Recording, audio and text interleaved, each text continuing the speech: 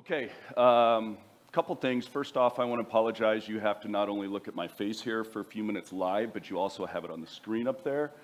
That I'm going to apologize for. Yes, thank you. Second, Sam's in the room. Sam, I know earlier we did some square breathing. I'm going to change it up a little bit because I am the last speaker, and as many of you know, you don't really ever want to be that last guy, right? So what I'm going to ask you all to do is we're going to stand up, do 20 jumping jacks, 20 body weight squats, and 20 push-ups. Okay. Not a lot of takers. All right, good. Okay, so we'll bypass that.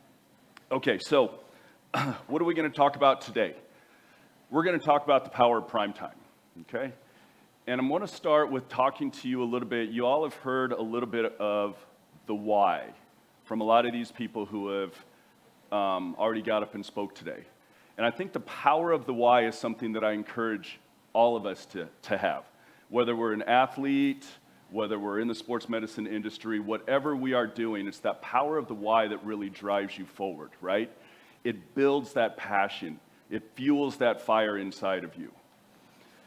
So my why goes back to not quite as long as Jim's, but my why goes back to the late 80s. A guy who had just decided that he was going to forego his scholarship to play college basketball, and he wanted to just focus on his upcoming career in college. I wanted to be the next Howard Cosell. I wanted to be the next Ed Bowers, the next Jim Gooley. That's who I wanted to be. One day I found myself in my dorm room reading ESPN the magazine, and some of you are old enough to remember a gentleman by the name of Bernard King. He was an ex-NBA basketball player.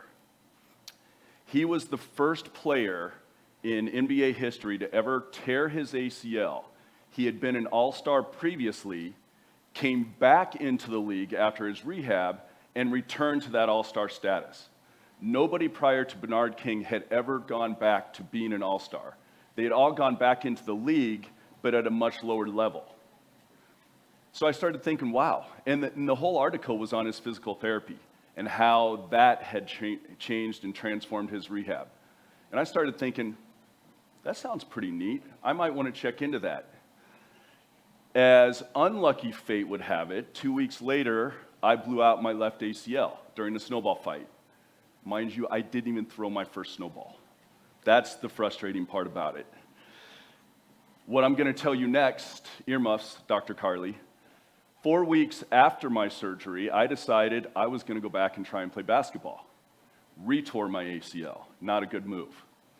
So now I'm embedded in this process for almost a year and a half of going through physical therapy and decided at that time, this is truly where I'm supposed to be.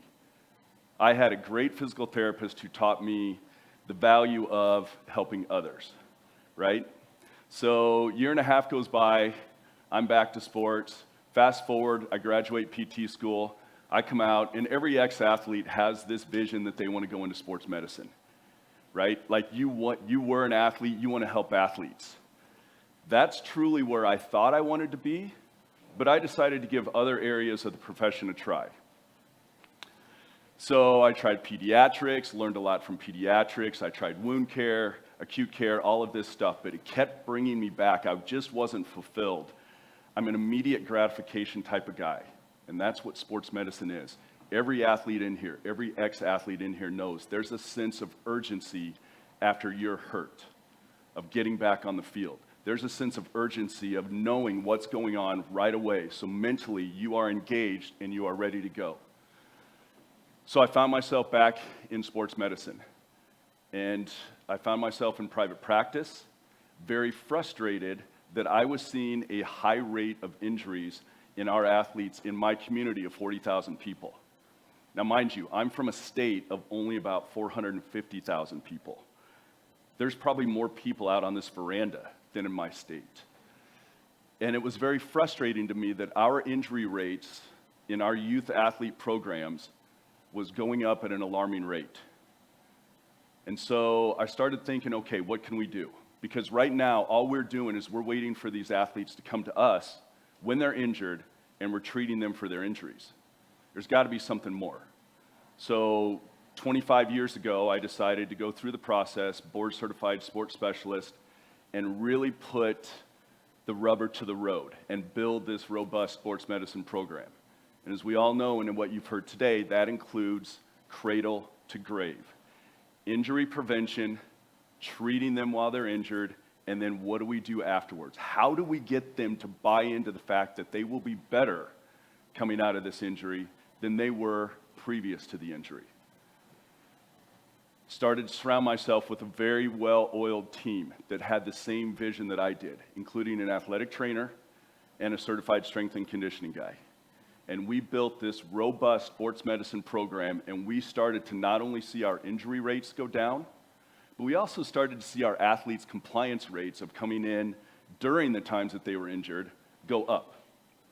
And not only did the compliance rates go up, but they were actually having fun. And that's kind of what it's all about, right? Because everybody in here who's experienced an injury, which I would say if I ask you everybody to raise their hand who's had an injury, knows it's a grueling process on you, not only physically, but mentally. So we started to see these athletes have fun.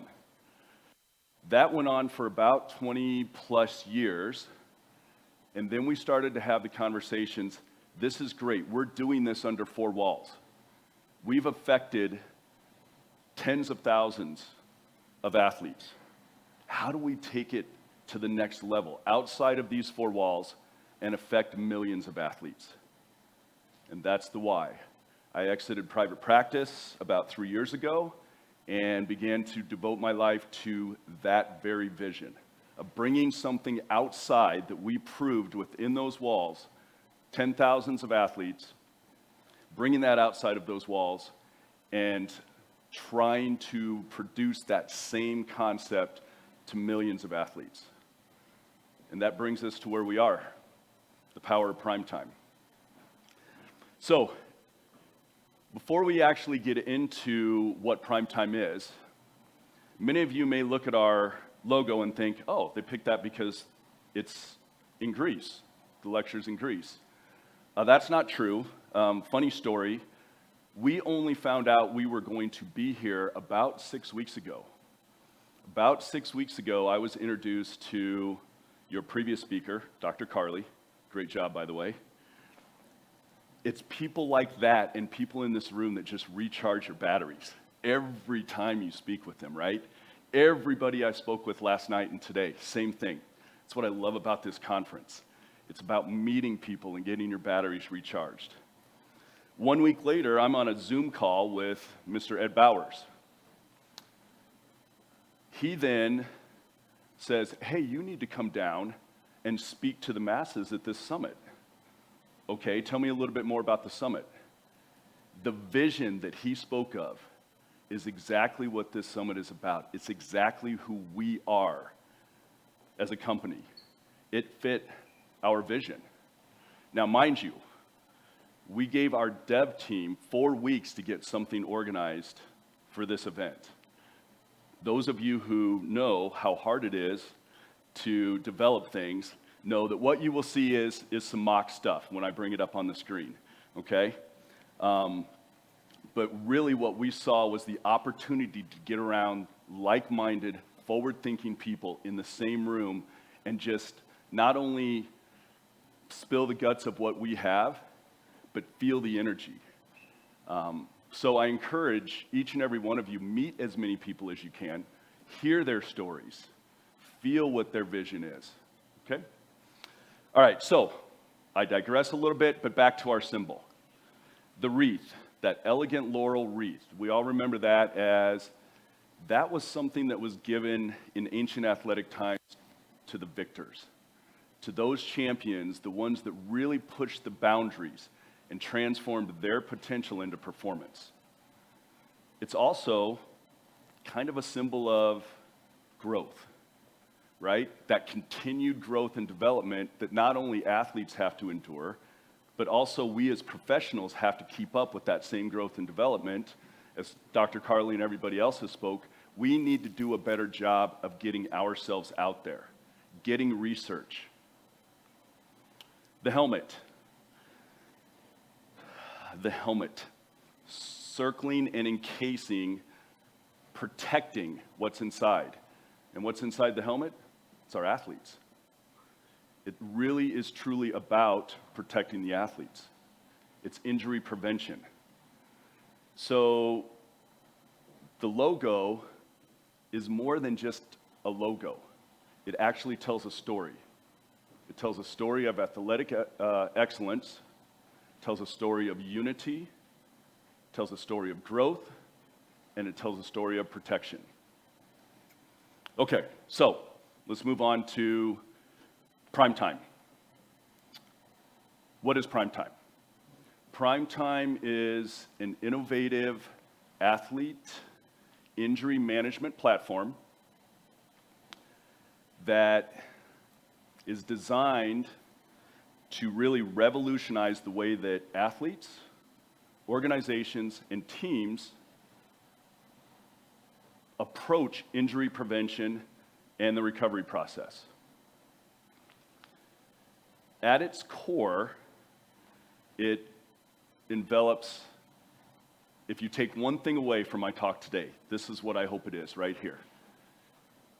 No athlete left behind. We want every athlete to be afforded the same level of services, no matter the age, no matter the ability.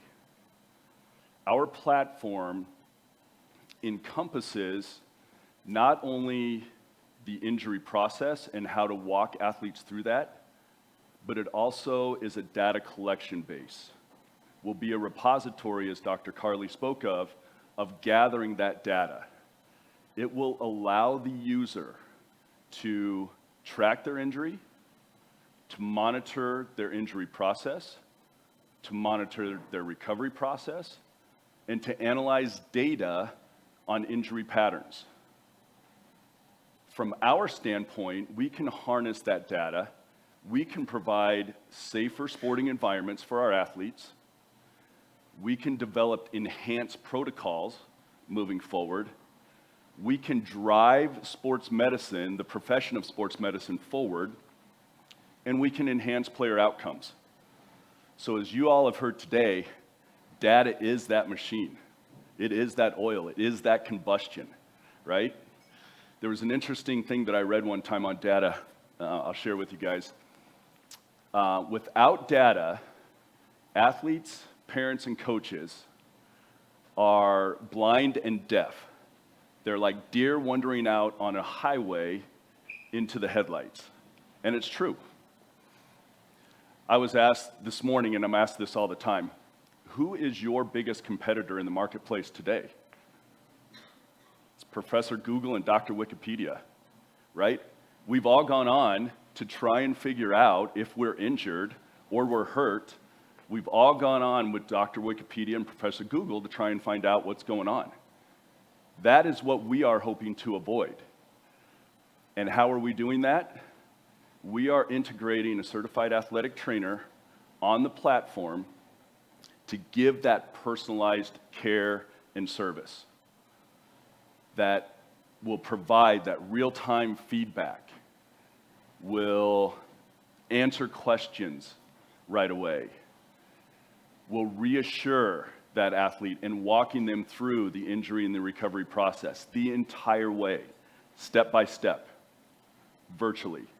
That is one separating thing. The other separating thing is the power of harnessing that data that I spoke about earlier. Okay, so let's get my face off of here, if I can figure out which way to go. All right, so I'm going to walk you, this is going to be a 30,000-foot view of kind of what PRIMETIME is going to offer. So, get on the app. I'm injured, I'm not injured. Okay? Chat messages is going to be a function of answering those questions, being available, early and often touch points, offering that reassurance to the athlete at all times. And we know there's certain things that you cannot do just virtually. There's nothing that can replace our expertise, our eyes, and our hands. But having that early touch point available after you're injured, no matter where you're at, we can help walk you through that management or that injury process help you manage it, and right away help get you back on track, not just physically, but mentally. And we all know how important that is. So the available 24/7 chat message function. Book an appointment. So here's where we start collecting a little bit of the data, right? We ask the questions, where's the injury? Really cool avatar goes around, they get to do that. Get on the app and, yeah.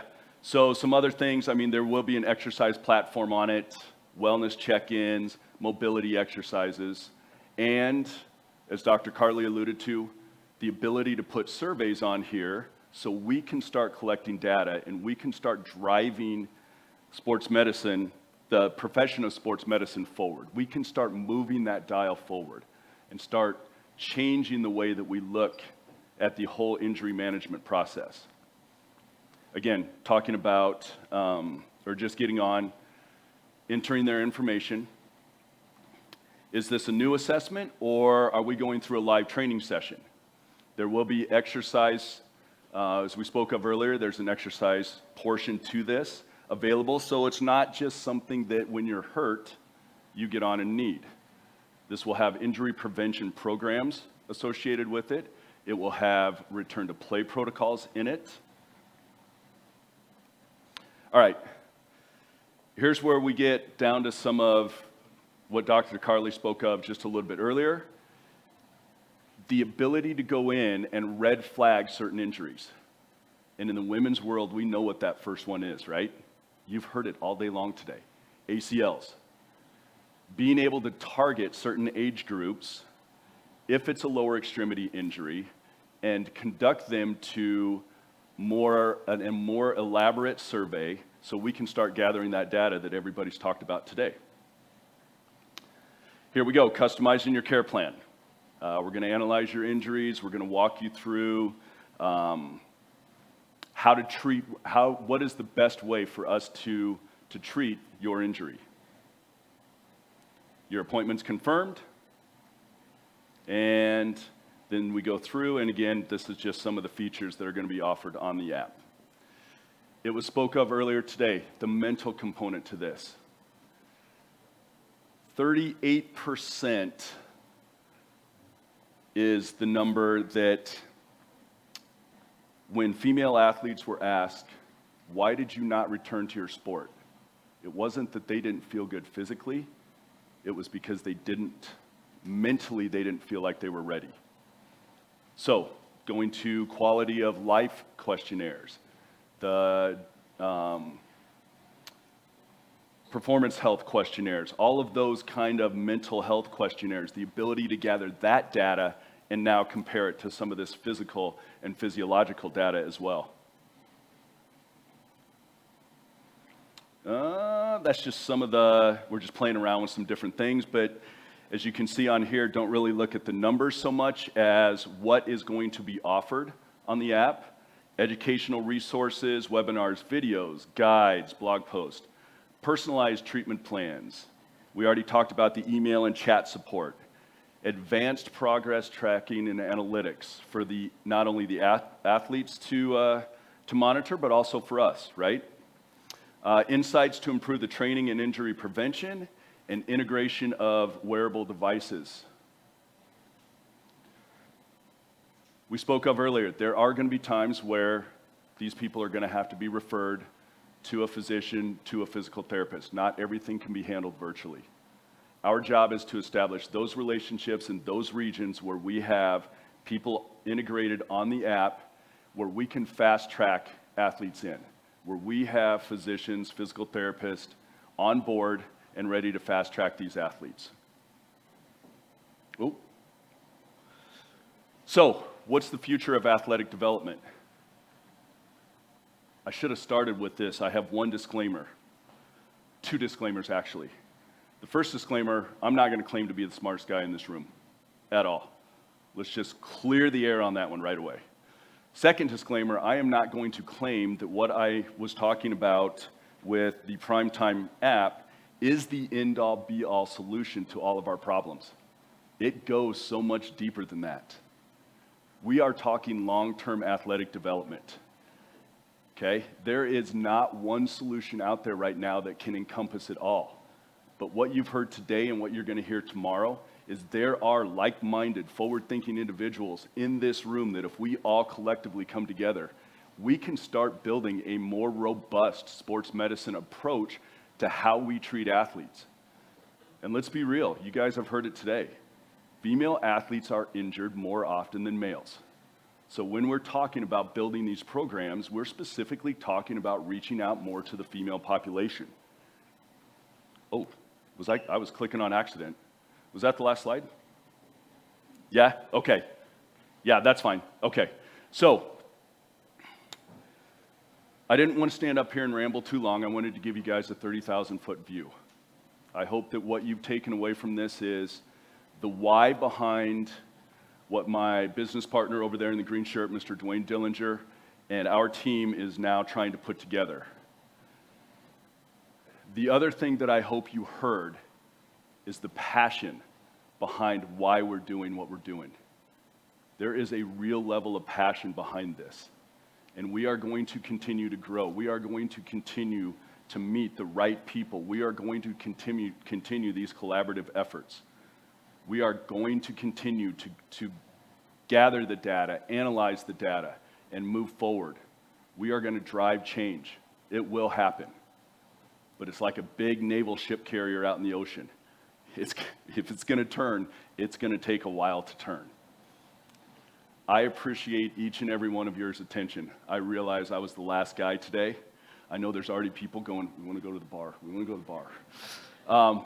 But I really do appreciate your attention. We are going to be around all weekend. If you have any further questions, please come up and talk to us. I'd love to hear your story. I'd love to hear your why. That's truly what this type of event is about. And I also want to give a big shout out to everybody who organizes this event. Thank you for having us. It was a real honor and pleasure not to be standing here before all of you, but to be standing here with all of you. And on that, I bid you adieu.